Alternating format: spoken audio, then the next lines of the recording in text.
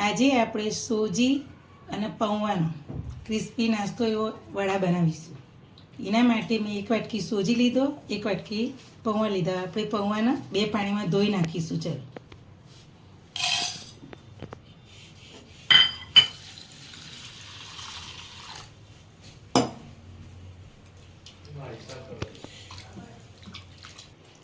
હવે આપણે પૌવા 2 પાણીમાં ધોઈ લીધા. હવે આપણે એક બાઉલમાં લઈ લઈશું આ રીતના.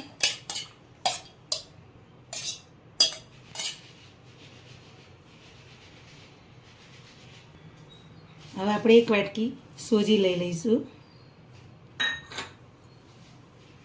અને એક વાટકી દહીં જો મોરું હોય તો આખી વાટકી લેવાની, અને ખાટું હોય તો તમે અડધું લઈ શકો ને બીજું પાણી લઈ શકો.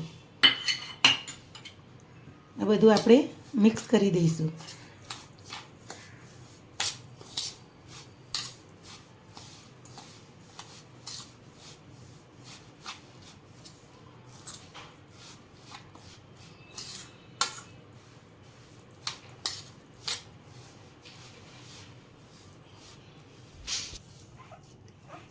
જો આપણે દહીં, સોજી અને પૌવા સરસ મિક્સ થઈ ગયું. હવે આપણે આને 10 મિનિટ રહેવા દઈશું, આમ પલળવા દઈશું.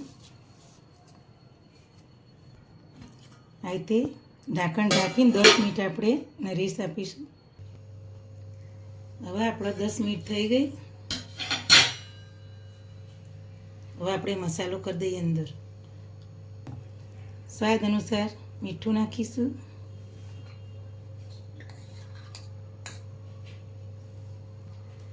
અડધી નાની ચમચી ઓરેગાનો નાખીશું. 1 નાની ચમચી ચીલી ફ્લેક્સ નાખીશું.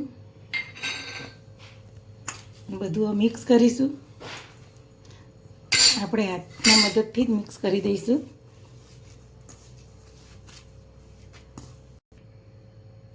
હવે જો આપણો મસાલો અંદર સરસ આ રીતના આપણે લોટ બાંધીએ રીતના તૈયાર થઈ ગયો, મસાલો ભેવરી. હવે આપણે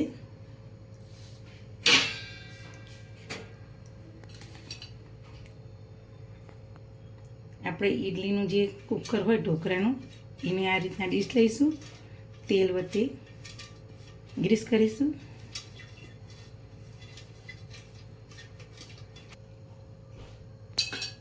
આ રીતે તેલ આપણે હથેળીમાં લગાવી દઈશું.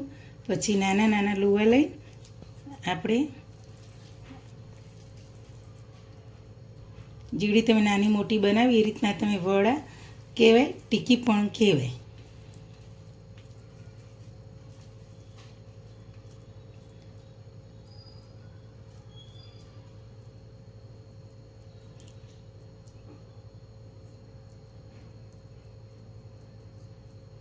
જો આ રીતના આવી ટીકી બનાવવાની.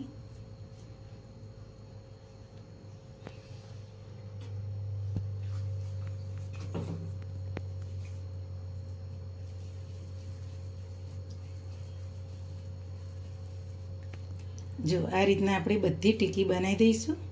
જો ગોળ ગુલ્લું કરી અને આ રીતે સહેજ જ આપણે હથેળીથી દબાવવાનું, એટલે સરસ તૈયાર થઈ જાય. જો આ રીતના આપણે બધી ટીકી બનાવી લઈએ.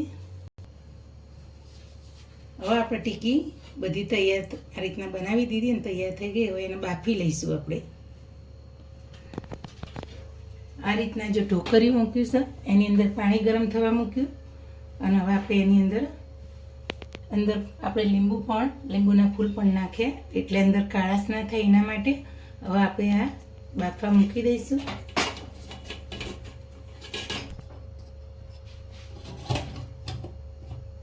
આપણે 15 મિનિટ થવા દઈશું, આ રીતના બફાવા દઈશું.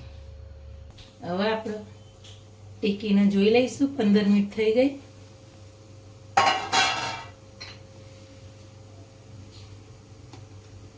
જો આપણે સરસ હવે ટીકી બફાઈ ગઈ. હવે આપણે ગેસને બંધ કરી દઈશું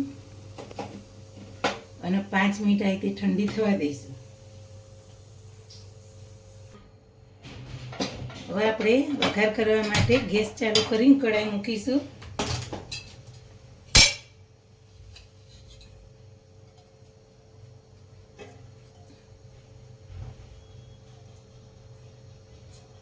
મોટા 2 ચમચા આપણે તેલ રેડીશું. હવે તેલ આવી ગયું, આપણે 1 ચમચી જીરું નાખી દઈશું.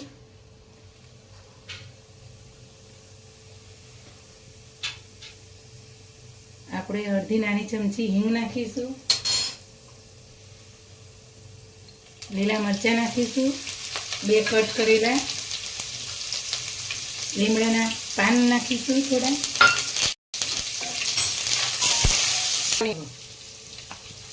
હવે આપણે અંદર તીખી નાખી દઈશું.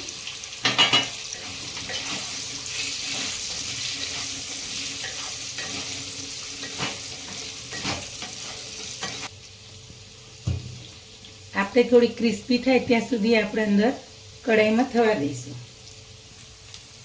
હવે જો આપણે સરસ ક્રિસ્પી થઈ ગઈ છે. હવે આપણે 3 ચમચી જેટલી ટોપરાની છીણ નાખીશું. ઉપરથી કોથમીર નાખીશું.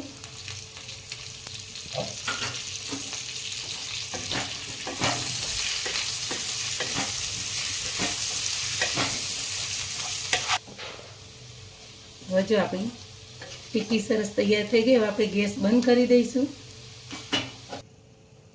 હવે આપણે જો ટીકી સરસ તૈયાર થઈ ગઈ. હવે આપણે સર્વિંગ પ્લેટમાં કાઢી લઈશું.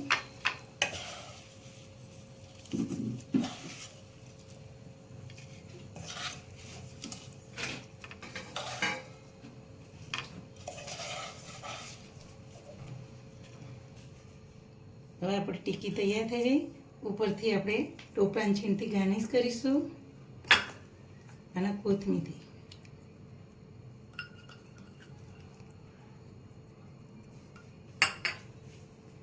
હવે આપણે સોજી અને પૌવાની ટીકી સરસ તૈયાર થઈ ગઈ. અને વડા પણ કહેવાય અને ટીકી પણ કહેવાય. સરસ સ્વાદમાં તૈયાર થાય છે. એ આવી નવી નવી વાનગી જોવા માટે મારી ચેનલને શેર કરજો, લાઈક કરજો, સબસ્ક્રાઈબ કરજો.